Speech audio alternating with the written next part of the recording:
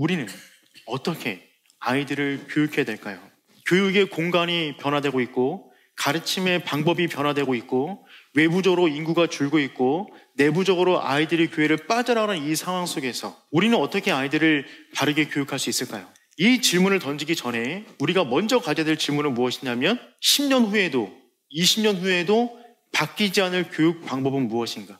바뀔 것에 주목하는 것이 아니라 주님 오실 그때까지 바뀌지 않을 교육 방법은 무엇일까를 먼저 집중하셔야 됩니다. 주님 오실 그날까지 주님께서 원래 설정하신 그 교육에 모든 교사와 모든 부모가 한 마음으로 헌신할 수만 있다면 저는 우리 다음 세대는 하나님의 세대가 될 것이라고 믿습니다. 우리는 무엇을 가리키는 사람들이죠? 말씀, 그래서 어떤 내용이에요? 영생, 성령 충만, 영적 전쟁, 믿음, 소망, 사랑, 이걸 어떻게 말로 설명합니까? 하나님은 그래서 그런 것들을 삶을 통해서 살아가는 어른들을 통해서 보여줘야만 배울 수 있도록 설정하셨어요. 이 말씀에는 세 가지 세대가 등장합니다. 첫 번째 세대는 여호수아의 세대, 두 번째 세대는 여호수아 뒤에 생존한 장로들의 세대입니다. 세 번째 세대는 다른 세대라는 표현을 쓰고 있어요. 여호수아의 세대는 어떤 세대냐면 애굽을 경험한 세대예요. 자신들의 믿음을 지키기 위해서 모든 고통을 감내한 세대들입니다.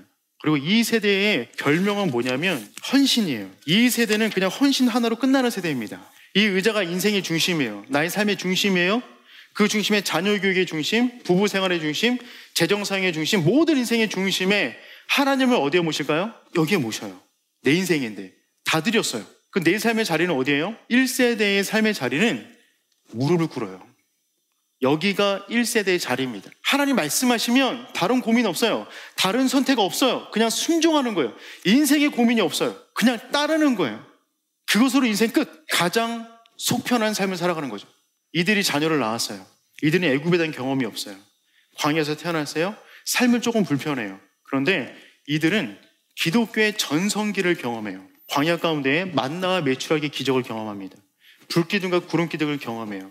전쟁하면 다 이겨요. 요단강을 가르고 지나가요. 여리고성을 무너뜨려요. 7조 성 무찔러 버려요. 가나안 땅에 들어가니까 광야에서 보지 못한 새로운 것들을 보기 시작하죠. 그래서 이들은 그 땅의 것들을 갖고 싶어해요. 자신들에게 주어진 부모로부터 물려받은 믿음이 있지만 가나안 땅의 가치들이 너무 커 보이는 거죠. 그래서 이들은 타협하기 시작합니다. 모든 인생의 중심 가운데 하나님을 어디에 모실까요? 여기에 모셔요. 내 인생의 자리는 어디다 둘까요? 부모로부터 본 게 있어요. 무릎을 꿇으려고 하는데 꿇어지지가 않아요. 꿇으면 인생 포기하는 것 같은 거예요.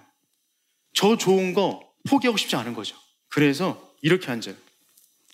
이들은 끊임없이 균형 잡아요. 끊임없이 계산해요. 어디가 더 나에게 이득이 될 것인가? 신앙생활을 피곤하게 해요. 힘들게 해요. 이들이 자녀를 낳았어요. 이들은 그들의 조부모처럼 애굽에 대한 경험도 없고요. 기독교의 전성기를 경험하지도 못했어요. 이들은 태어나자마자 기독교 하락식이었습니다.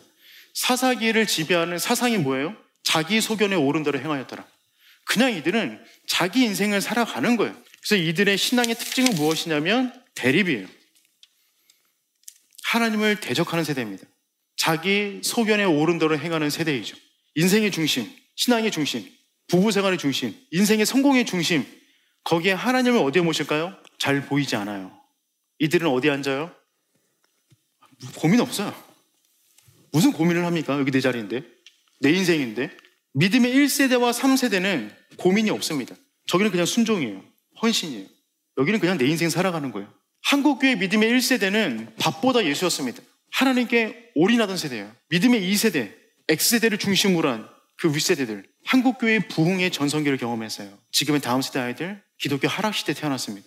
어디 가서 예수 믿는다는 말 자체를 못하는 시대. 왜 이런 일이 벌어졌을까요? 신명기 이후 역사 가운데 그런 사건이 벌어질 때는 바로 앞전 세대가 무너지기 시작할 때입니다. 그래서 여러분, 기독교 교육은요, 자리 싸움이에요. 기독교 교육은 바람으로 되는 게 아닙니다. 소리 지른다고 되는 게 아니에요. 자리를 확보해야 돼요. 자리를 사수해야 돼요. 두 자리가 중요해요. 첫 번째, 이 자리에 모신 교사와 부모님에게 도전하고 싶어요. 여러분의 자리는 어디입니까? 여러분의 자리를 선택하셔야 돼요. 만약에 부모와 교사가 이렇게 앉아서 아이들 교육하잖아요? 그럼 아이들이 뭐라 그럴까요? 선생님이 더 불안해 보여요. 어떻게 좀 해보세요, 지금. 교사와 부모가 이 자리에 앉아있잖아요? 여기서 교육을 할 수 있을까요? 여기서 하는 교육은요, 도덕적인 교육 이상 나올 수가 없습니다. 생명을 전수할 수가 없어요.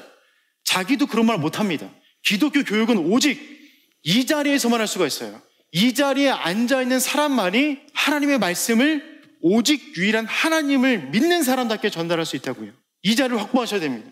우리의 다음 세대가 여러분을 바라볼 때 여러분의 자리가 이 자리여야 돼요.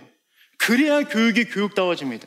두 번째, 여러분이 맡고 있는 그 아이, 부모님의 자녀들 어느 자리에 앉히시겠습니까?